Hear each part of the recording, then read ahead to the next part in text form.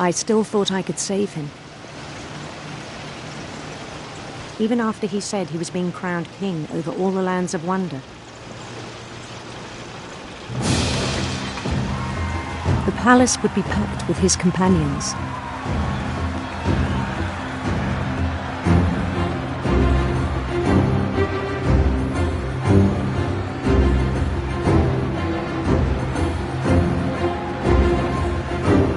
Including the wise Calico who'd insisted on advising him.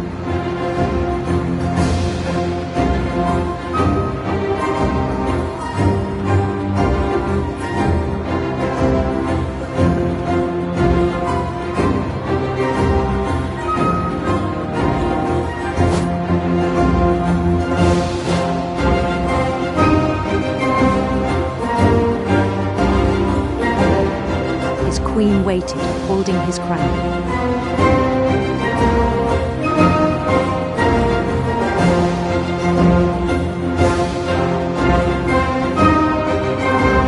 There was only one thing left to do.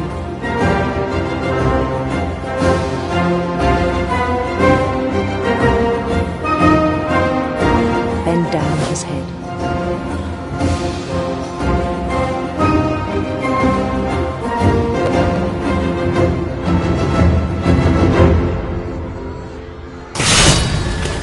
I think you know. Mrs. Finch, your son was a kind man who will be missed by all of us who knew him.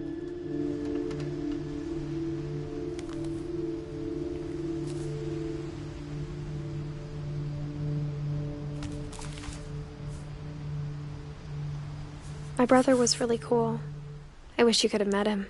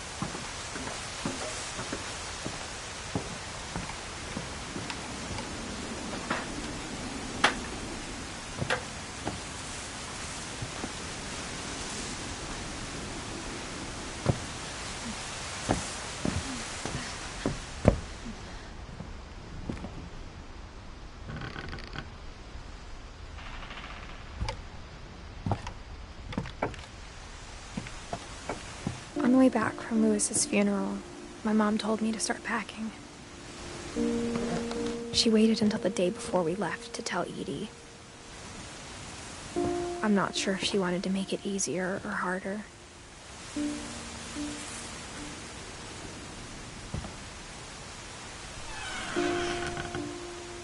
I wish we'd stayed.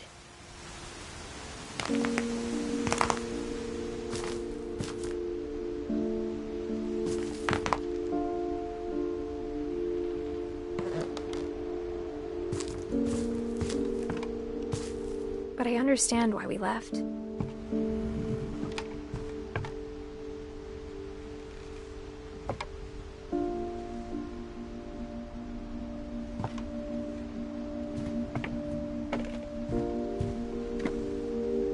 My mom ended up leaving everything behind.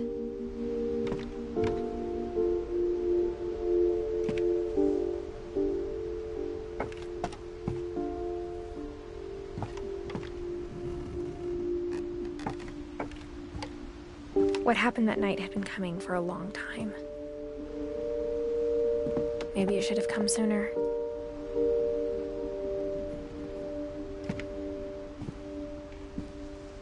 But it had to end one way or another. All that's left now is to tell you about that last night.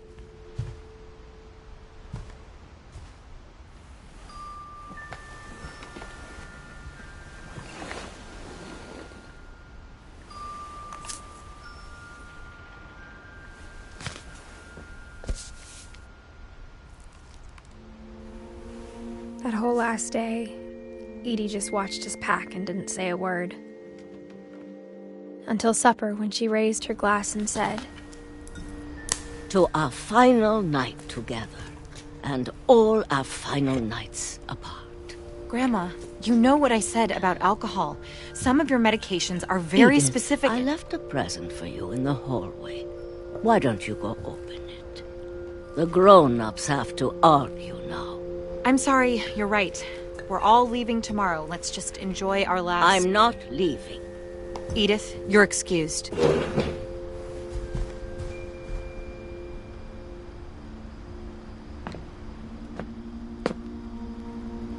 the power had been shut off that morning, but Edie always had plenty of candles. When my mom sealed the library, I don't think she knew about the other entrance.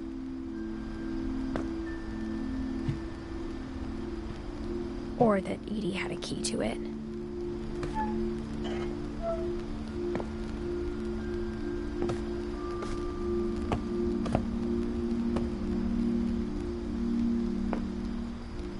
That thing you're afraid of isn't going to end when you leave the house.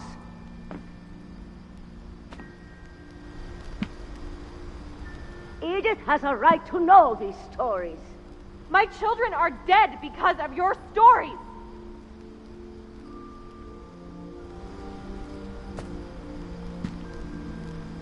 I think it's best if Edith and I leave tonight.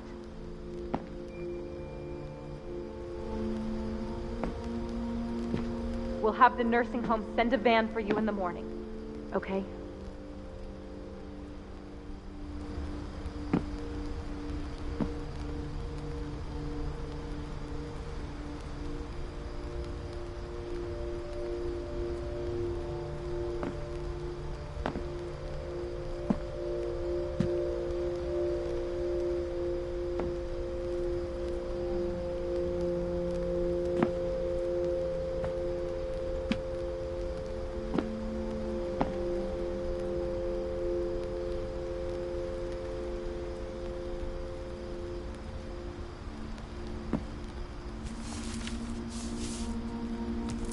Dear Edith, there's so many stories I wish I could tell you, but there's only time for one.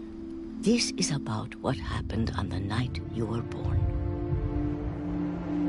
That night, the tide went way, way out. It was the first and last time I ever saw the old house aground. There'd been an earthquake out in the middle of the ocean. They called it the lowest tide in 1,000 years. God, it smelled awful. You know, I've seen that house every day of my life. But I never thought I'd go back to it. When the fog rolled in, I lost my way.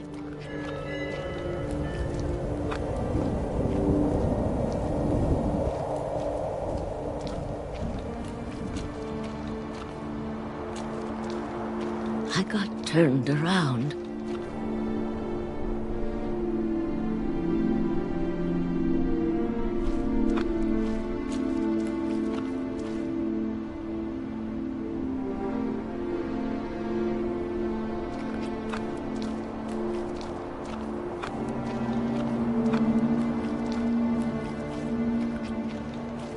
For a while, I started seeing things.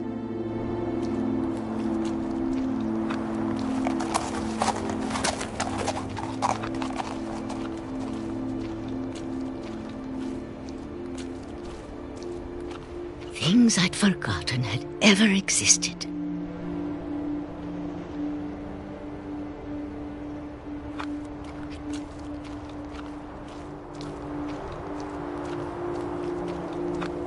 When I saw them, they felt like old friends.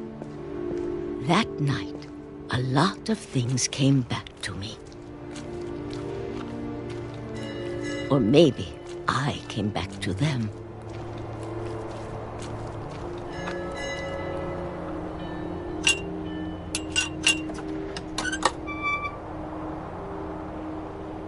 things I can't explain, but that I need you to try and... Edith, what are you doing in here? It's mine. Edith! Mom, you're gonna rip it! Let go! I kicked and screamed, but Mom dragged me to the car.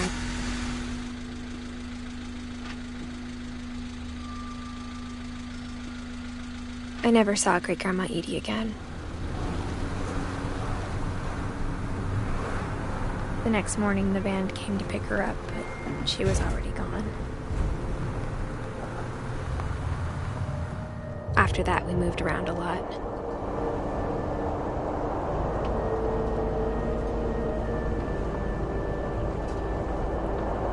We both tried to make the best of it.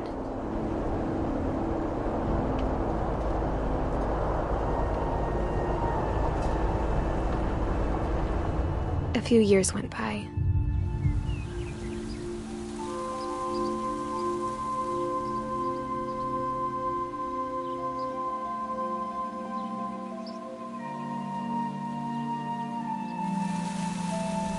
My mom didn't like to talk about it, but she started getting sick a lot. The rest happened pretty quickly.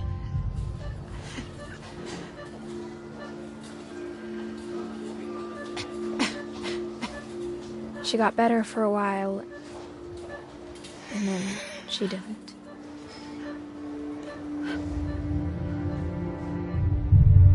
And then I was alone. The last Finch left alive.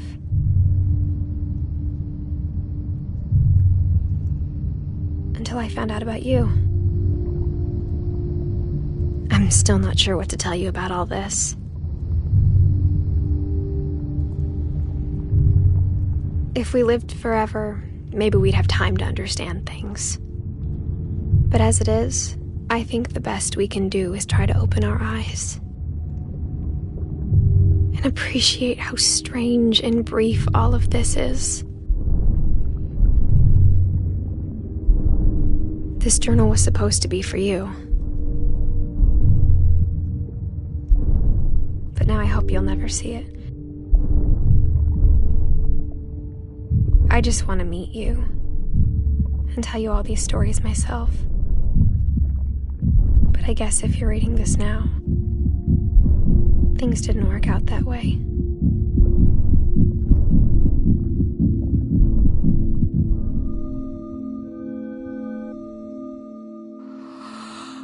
This is where your story begins. I'm sorry I won't be there to see it. It's a lot to ask, but I don't want you to be sad that I'm gone. I want you to be amazed that any of us ever had a chance to be here at all. Good luck.